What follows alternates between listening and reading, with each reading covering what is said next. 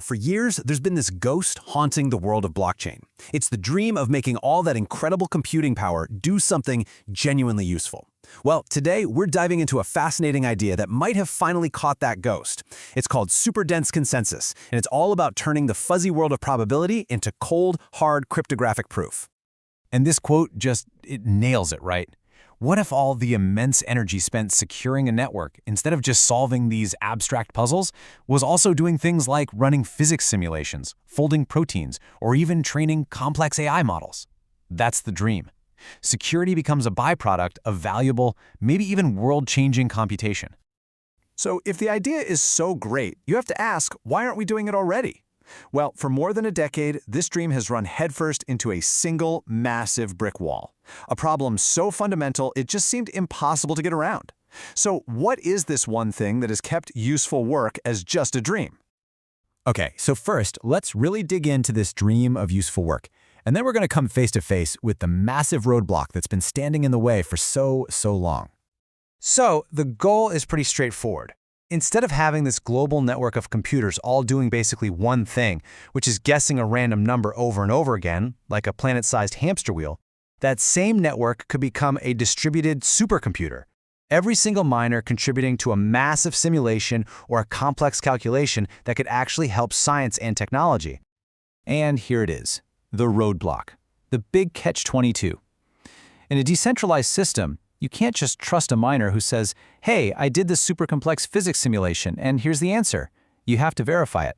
But, and this is the killer, if the only way to verify that work is to do the entire complex simulation all over again yourself, then you haven't saved any time or energy. The whole system just grinds to a halt.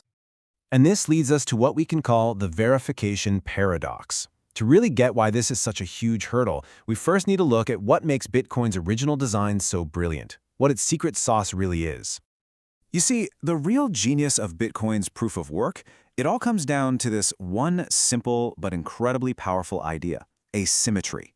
It's designed so that one part of the process is ridiculously hard, while the other part is incredibly easy.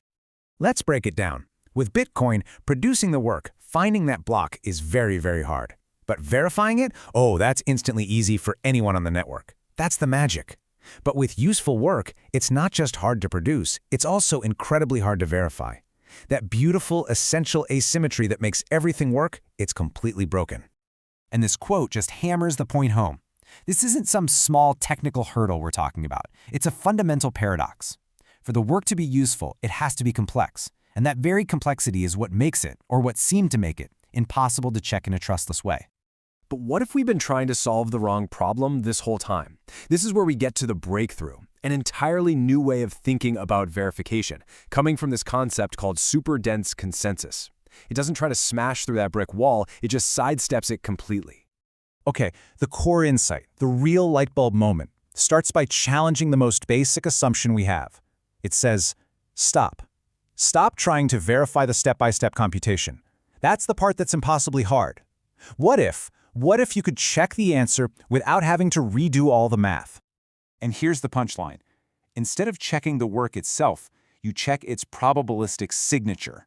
It's a radical shift. You're not looking at the calculation anymore. You're looking at the statistical shadow that it casts. So what on earth is a probabilistic signature? Well, think of it just like a fingerprint. Certain really complex simulations, especially ones that model things like quantum physics, they naturally produce results that fit a very specific statistical pattern. Faking that unique fingerprint is just as hard, if not harder, than running the actual simulation. But checking if a result fits the pattern, that's incredibly fast and super cheap. Okay, so that's the theory, that's the big idea. But how does this actually work in practice? How do you actually turn the laws of physics and the patterns of probability into a secure, verifiable proof on a real-world blockchain? It really breaks down into a pretty clear four-step process. First, the work. Miners run that useful, quantum-style simulation. Second, the output. That simulation spits out a unique probability distribution. That's our fingerprint.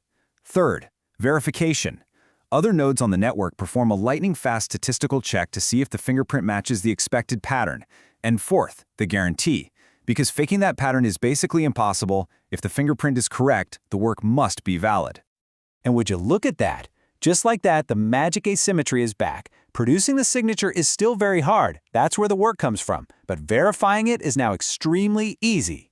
The verification paradox, it's solved. So you see, this is a fundamental shift in what proof of work can even mean.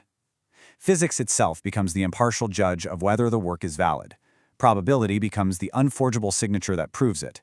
And the consensus of the whole network isn't derived from some artificial, man-made puzzle, but from the natural, built-in constraints of the simulation itself. So what does this all mean in the grand scheme of things? Is this just a clever idea on a whiteboard, or could this be the start of a major new direction for crypto and maybe even technology itself? Well, if you look at the history of this space, you see these huge foundational leaps, right? You go from the simple idea of Hashcash to the industry-creating power of Bitcoin's mining, all the way to the mind-bending math of ZK snarks. And the question this raises is, does this idea of probability as proof represent the next monumental leap forward? And maybe, just maybe, years from now, people will look back at ideas just like this one and say this, that this was the moment the entire model shifted. The moment we realized that the most powerful and trustworthy judge of work isn't an algorithm we designed, but the fundamental laws of the universe itself. The moment consensus stopped trusting miners and started trusting physics.